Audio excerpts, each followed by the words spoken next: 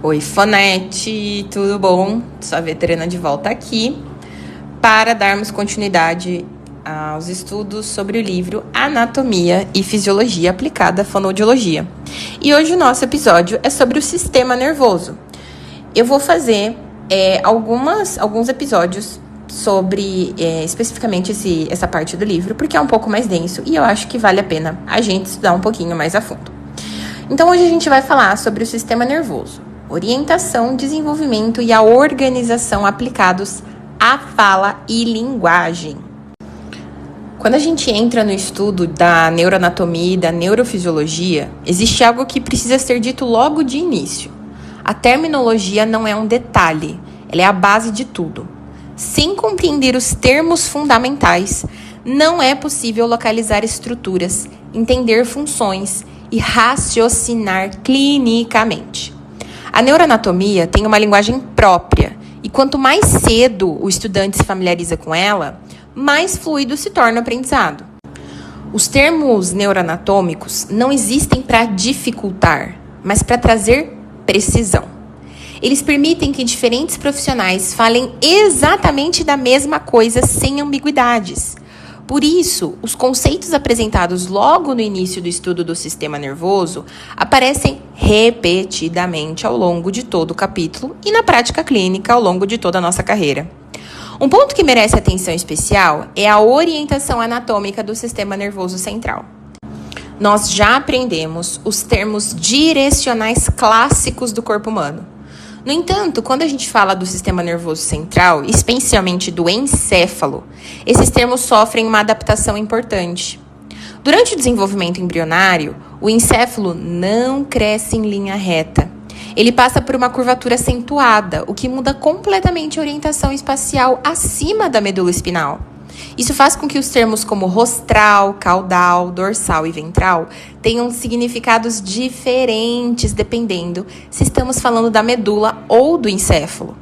No encéfalo, acima do diencéfalo, rostral passa a significar em direção ao nariz, caudal em direção à parte posterior da cabeça, ventral em direção à mandíbula e dorsal em direção ao topo do crânio.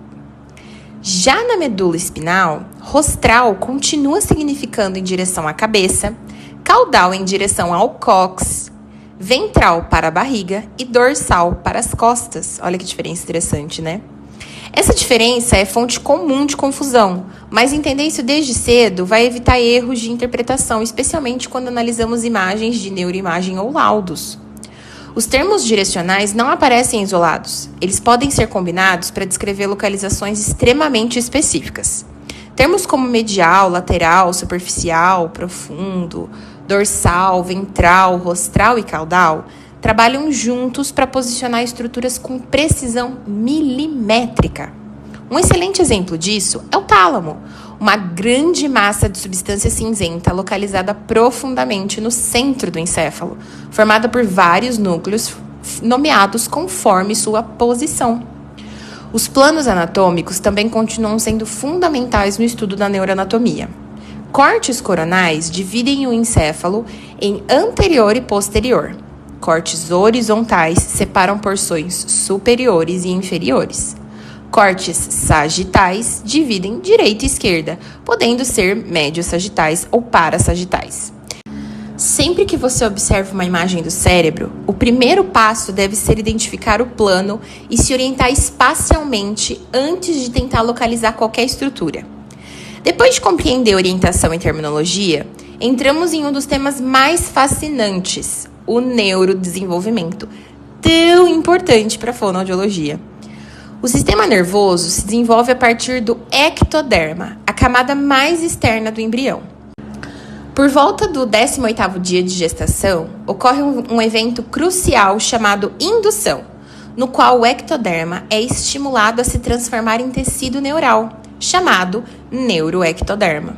A partir daí, o desenvolvimento é extremamente rápido. As células nervosas se proliferam, migram para seus destinos finais e se diferenciam, tornando-se neurônios especializados, com dendritos, axônios e sinapses iniciais. Em poucos dias, forma-se o tubo neural, que dará origem a todo o sistema nervoso central. Esse tubo neural se diferencia inicialmente em 3 vesículas: o prosencéfalo, o mesencéfalo e romboencéfalo. Pouco tempo depois, essas vesículas se subdividem em 5: telencéfalo, diencéfalo, mesencéfalo, metencéfalo e mielencéfalo. Essas estruturas darão origem às diversas partes do encéfalo adulto, enquanto o lúmen do tubo neural se transforma no sistema ventricular. Paralelamente, a medula espinal também se organiza, formando a placa alar, relacionada às funções sensoriais, e a placa basal, relacionada às funções motoras.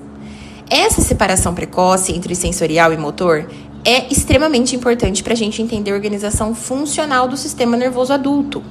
Do ponto de vista organizacional, o sistema nervoso é dividido em sistema nervoso central e sistema nervoso periférico. Anota! Separados e protegidos pelas meninges. O sistema nervoso central inclui o encéfalo e a medula espinal. O sistema nervoso periférico conecta o sistema nervoso central ao resto do corpo por meio dos nervos cranianos e espinais. O encéfalo adulto é dividido em 5 grandes regiões. O telencéfalo inclui os hemisférios cerebrais e todas as estruturas corticais e subcorticais. O diencéfalo inclui o tálamo. O mesencéfalo forma a porção superior do tronco encefálico. O metencéfalo inclui a ponte e o cerebelo. O mielencéfalo corresponde ao bulbo, que faz a transição com a medula espinal. A medula espinal é organizada em eixos longitudinais e segmentares e é essencial para o controle motor e sensorial do corpo. Já o sistema nervoso periférico se divide em sistema nervoso somático e sistema nervoso visceral ou autônomo. O sistema nervoso autônomo regula funções involuntárias e se divide em simpático e parasimpático. O simpático está associado às respostas de alerta e gasto de energia. O parasimpático está relacionado à conservação de energia e à manutenção da homeostase. Muitos nervos cranianos possuem componentes parasimpáticos, algo extremamente relevante para a fonoaudiologia. O sistema nervoso somático, por sua vez, carrega informações sensoriais e motoras relacionadas ao músculo esquelético, incluindo os músculos responsáveis pela fala, pela mastigação, deglutição e pela audição. Produzir fala não é apenas um ato motor. Vamos lá, gente. Produzir fala não é apenas um ato motor. É um processo que depende fortemente de feedback sensorial, especialmente o proprioceptivo. Na anatomia macroscópica do telencéfalo, a gente encontra 2 hemisférios cerebrais, cada um dividido em lobos: frontal, parietal, temporal, occipital e o lobo límbico. Esses lobos são delimitados por sulcos e fissuras, e a informação neural é processada principalmente nos giros. O lobo frontal abriga áreas motoras e áreas cognitivas superiores. O giro pré-central é responsável pelo movimento voluntário. O giro frontal inferior está relacionado à linguagem expressiva. O córtex pré-frontal participa do planejamento, da atenção e da personalidade. O lobo parietal integra informações sensoriais.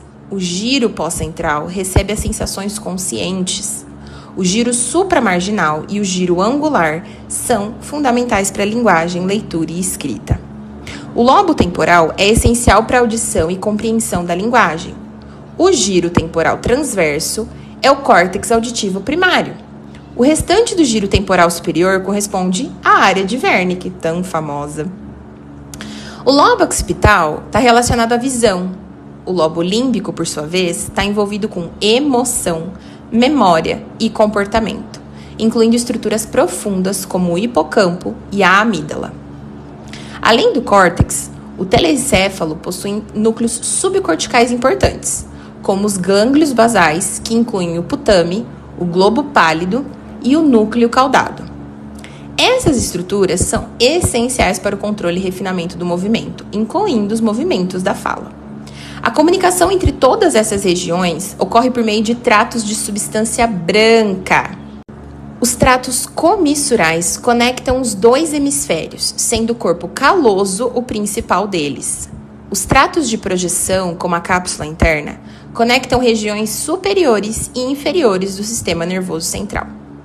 Os tratos de associação conectam áreas dentro do mesmo hemisfério, como os fascículos envolvidos na linguagem.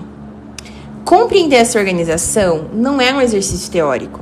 É isso que permite a nós, fonoaudiólogos, estudantes de fonoaudiologia, entender por que uma lesão específica gera determinado padrão de alteração de fala, linguagem ou audição. Então, resumindo, neuroanatomia é, acima de tudo, um raciocínio clínico estruturado. Certo? Bons estudos fonéticos. Eu espero que esse episódio tenha te ajudado de alguma forma. Te vejo no próximo episódio. Um beijo e um queijo. Tchau!